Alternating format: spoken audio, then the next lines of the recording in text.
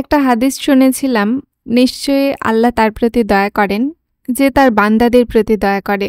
তো এই হাদিসটা আমার প্রায় সময় মনে পড়ে, আর এটা অনুযায়ী আমি আমার নিজের জীবনকে চালানোর চেষ্টা করি। আজ সকালে খাওয়া দাওয়া করে আমি আর আম্মু একটু বাইরে বের হচ্ছি। কিছুদিন আগে আমি আমার ভিডিওতে একজন রিক্সা চালককে দেখিয়েছিলাম যিনি প্যারালাইজড হয়ে পড়ে আছেন। 6 ছেলে মেয়ের মধ্যে মাত্র একটা মেয়ে আছে যিনি একটু তাকে দেখাশোনা করছেন, কিন্তু সেই মেয়েটিও অত্যন্ত দরিদ্র এবং অভাবী, যার কারণে সে তার বাবাকে ঠিকমতো টেক কেয়ার করতে পারছেন না। আসসালামু আলাইকুম, সবাই কেমন আছেন? আশা করছি সবাই অনেক ভালো আছেন। আমার বাসা থেকে প্রায় 15 মিনিটের মতো রাস্তা, তো আমি আর আম্মু চলে আসলাম সেই বাড়িতে। আমি মন প্রাণ থেকে চেয়েছিলাম এই লোকটাকে সাহায্য করতে, যেন তার ট্রিটমেন্ট চলে, আর এই জন্যই আজকে তার বাসায় আসলাম তার ছেলে মেয়ের সঙ্গে দেখা করব।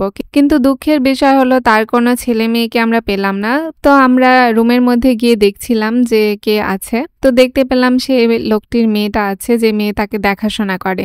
লোকটা যেহেতু বিছানাগত আর তার হাত পা যেভাবে রাখা হয় সেভাবেই থাকে, মানে হাত পা উনি নাড়াতে পারেন না। তো তার মেয়েটা তাকে কলা খাওয়াচ্ছে আর বিস্কিট খাওয়াচ্ছে। এই কলা আর বিস্কিটগুলো তিনি চেয়ে এনেছেন মানুষের থেকে।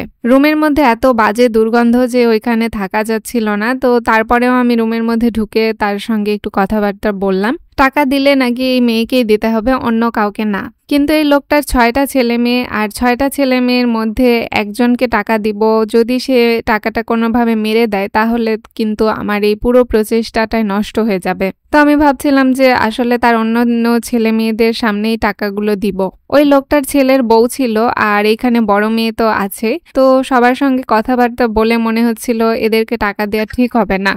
আমি আর আম্মু গিয়ে তো সেদিন টাকা দিতে পারলাম না। তো পরের দিন আমরা আবার এই লোকটার বাসায় গিয়েছিলাম টাকা দিতে। তো ছেলেমেয়েরা আসলে এতটাই অবহেলিত করে রেখেছিলেন যে আমরা যে টাকাটা দিব সেটা একজনই নিবে, এরকম অবস্থা, মানে যাকে দিব সেই নিয়ে খেয়ে ফেলবে। তো কোনো উপায় না পেয়ে আমরা পরের দিন আবার গিয়েছিলাম, আর গিয়ে এই লোকটার বড় মেয়েটাকে টাকাগুলো দিয়ে আসলাম। ইউটিউবের কিছু সাবস্ক্রাইবার আপু ভাইয়ারা আমাকে এই টাকাগুলো দিয়েছিলেন তাকে দেওয়ার জন্য। এখানে সর্বমোট 4380 টাকা আছে। এতটুকু টাকায় আমি কালেক্ট করতে পেরেছিলাম। আর দুঃখের বিষয় হলো আসলে এই টাকা দিয়ে চিকিৎসা হবে না, আর এনার কোনো ছেলে মেয়েও চিকিৎসা করাতে চায় না। তো ইনি যতদিন বেঁচে থাকেন ওনার খাওয়া দাওয়া আর টেক কেয়ারের জন্য এই টাকাটা তার বড় মেয়ের হাতেই আমরা দিয়ে আসলাম। আসলে বাবা মা যে কতটা অবহেলিত, এই পরিবেশটা আমি না দেখলে কখনোই বুঝতে পারতাম না। আমারও খুব খারাপ লাগছে, কিন্তু কিছুই করার নেই, মহান আল্লাহর হাতেই সবকিছু আছে, আমরা শুধুমাত্র উসিলা। তো সবাই এই লোকটার জন্য দোয়া করবেন। আল্লাহ হাফেজ। দেখলে কি আমি চিকিৎসা হবা দেখতে বাপকে দিতেলে গুণ ব্যাকটি আছে গুণ মানা তোরা কে গুণ দেবারে গুনো সারা তো গুণা দিতে তারপরে তুমি গুনো 4380 টাকা 4380 মানে 20 টাকা কম 4400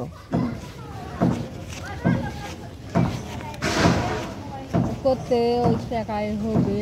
হ্যাঁ আমি করতে শোনে ওর কথা হিসাবে থাক, যদি দয়া করে যদি দেয় দিবে, না দেয় না দিবে, হ্যাঁ করতে ওর কথা না টাকা দিব, একটা বিশ্বস্ত হাত তো লাগবে। তাই বলেছে আমি আমার বাপের দেখবো না, আমি আমার ছোলেরই গুটা নিনি, বাপের কি জন্য দেখবো? তাহলে আপনি যদি নাই টানেন তাহলে আমি আপনাকে কিভাবে আছে টাকা দিব? আইদা শুন কোলে কবুনি এই ছোল আছে, তোর ছোল যেটা আমার ছোল সেটা আমার বাপের গাড়াও সাফ করে দেওয়া লাগে না। ঠিকই আছে, বেটা আল্লাহ খান দিচ্ছ তুমি না করা।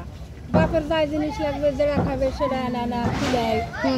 ঠিক আছে ওদের ওরা বলছে ওই দর হাতে দাম দুই কেন হয় হয় খুবই ইয়া কইছে এটা লাগবে না মনে হয়।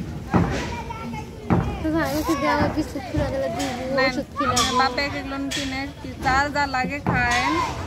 আর যারা যারা দিছে তারকে জন্য দোয়া করো, বুঝছো?